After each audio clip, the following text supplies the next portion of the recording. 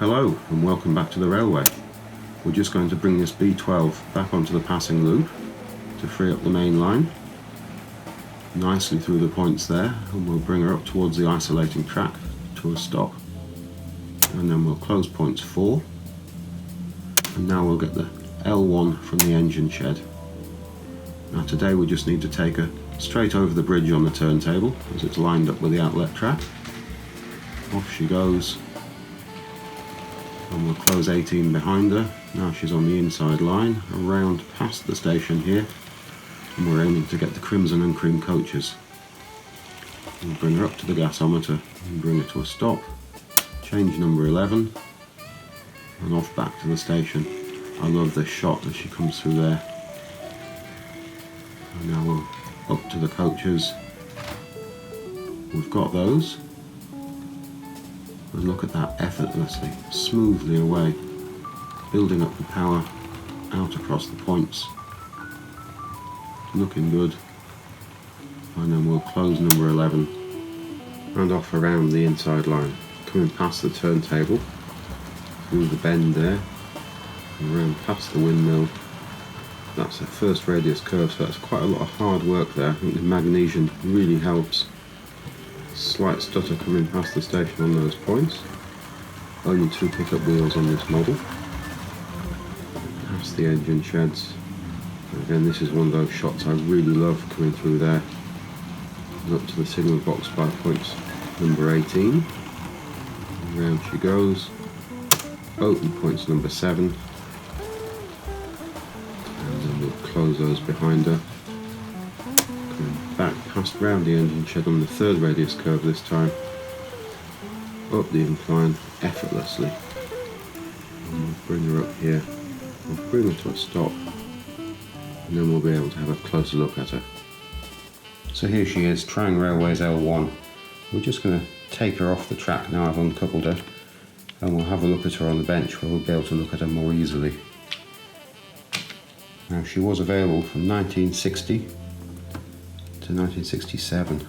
That magnesium's quite strong. We'll just have her off the track there. And looking at her from the side here, we can see some lovely detailing along the side here.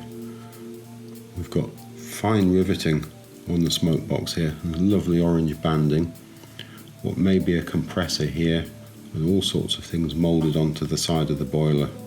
What looks like a rod running at an angle down the side of the firebox here. We've got brass safety valves and what looks like a little plastic moulded whistle there, very, very fragile. Moving along here, we've got a handrail under the windows on the cab, and we've got a wire handrail running up the back of the cab, which is quite nice. We've got this lovely double lining, makes it look really terrific. Running number 31757, class 3P. Moving on to the tender, that double lining's continued and it really is crisp. And that lovely BR logo here printed on there, very, very fine, and that really excellent fine riveting continuing right the way through the tender there. Minimal underframe detail here, and it's all in matte black, which is quite nice. And these steps even have a little riveting. Steps on the loco also. The front step on this locomotive is very, very fragile. And we've got lovely spoked wheels at the front here, and we've got single connection rod, and we've got the lovely see-through wheels with steel tyres, so we get the effect of the magnesium which is sitting just between the 2 wheels, so we get the effect on both of these wheels. And looking at the other side, again she's in beautiful condition. We don't quite have as much moulded detail going on the side of the boiler as on the other side.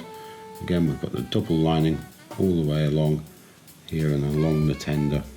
Looking from the front here, we've got the standard Trang decoupling here, metal buffers, and a little detail on the buffer beam here, although we have lost some paint on the hook in the centre of the beam. We've got the screw here to secure the body to the chassis, and we've got the handrail picked out across the front of the smoke box door here, and some really quite nice detailing around the edges of the door. Looking up to the chimney, again that's nicely moulded. We'll have a look at that from the top in a moment. And now looking at the front of the cab here, you can see the beautiful shape of the windows and that plastic moulded whistle there.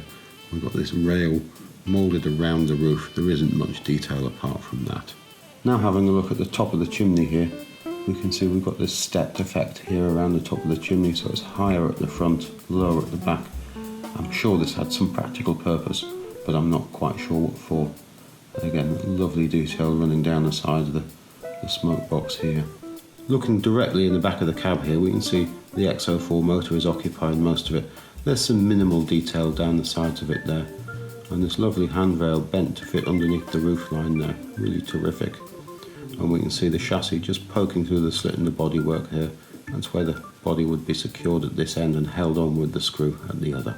And looking at the inside detail on the tender here, there's a little bit here which is quite nice to have, and we can see the pin here which would drop into the drawbar on the locomotive to hold the two together. Just looking again at the side of the tender, there's that beautiful orange lining running around there. It really is terrific. We've got some minimal suspension detail on the underframe here, and we've got those open axle boxes, and we've got steps at each end. We do have a coal load. It is quite fine, but it is rather shiny. And looking from the back of the tender, we've got Triang standard decoupling here. Not much detail on the buffer beam, just painted red, and we've got the standard metal buffers. We've got a water filler here, and quite a bit of detail on the back end of the tender. We've got some grab handles or footholes, possibly a lamp iron there. As was normal for the time, tender and locomotive were boxed and sold separately. The tender has a price here of 7 and 6, model number of R36, and it says on it tender for R.350 and 350S locos. So the L1, when it first became available, didn't have smoke, and then between 61 and 62 it was offered with the Seath smoke unit. I don't think Triang's synchro smoke unit could ever have been fitted in this model. And here we have the box for the locomotive, R350 440 class L1 locomotive with magnesium. Looking at the underside of the tender, we can see the coupling screwed directly into the bodywork with a flathead screw. We have these very basic sleeved wheels. Axles just push straight through open axle boxes and secures the wheels with a spline on one end of the axle, and the other wheel spins freely. Looking further along here, we can see the pin on the end of the tender, which will just hook through the drawbar and join the locomotive and tender together. And looking in slightly more detail at the underside of the locomotive, we can see these beautiful spoked wheels, and they're see-through, and they have this steel tyre on them. And there's a traction magnet mounted between the two underneath this collection plate. It gives the magnesium effect to both the wheels on both sides. We can see the collection spring here, and the wire running up to the motor there. Moving along, we've got the front bogie secured with a single screw to the chassis there, and we've got the standard decoupling there from underneath fixed onto the front bogie. So I've just loosened off this screw, and we'll take the bodywork off. We'll just put that to one side, gently lift that out, and if we look at how much little space there is underneath there, and if I turn that over, I don't think we could ever hope to get a synchro smoke unit in here. So the earlier Seath smoking tube would have fitted in here and then on up to the chimney. And if we turn that over, I forgot when we were looking earlier that you can see directly underneath the boiler and the footplate there. That was quite a feature at the time, I think. So we'll just put that over to one side. And then looking at the chassis, you can see this extension plate from the chassis just screwed in with a single screw there, and the Seath smoke unit would slot into here directly underneath the chimney. And we can see we've got the X04 motor here. I think we'll get this back together and back on the track. We'll just get these two hooked back up, slot the tender on there, and then we'll roll it forward and we'll have a look at the crimson and cream coaches. These were all available between 63 and 65. Here we go, and this is the composite R628, and we're looking from the corridor side. We've got a running number of 15865, and it has got full seating throughout, and it's got the standard underframe detail that all of these Mark I coaches had. So we'll just roll along and look at the buffet car now. and this is R.350. There we go. And out of the three, this one has a completely separate roof moulding. We've got pipework and extra ventilators and so on here, and the word buffet along here. Running number 1825. So we'll move along and have a look at the brake coach, which was model number R.327. There we go. And we can see we're looking from the non-corridor side this time. She's got a running number of 35024. Again, she shares the same roof as the composite coach. And the guard's door here, it's quite nice with a little moulding around the door. And I always love these bars in the guard's compartment at the back here. I think we'll get these off for a run now.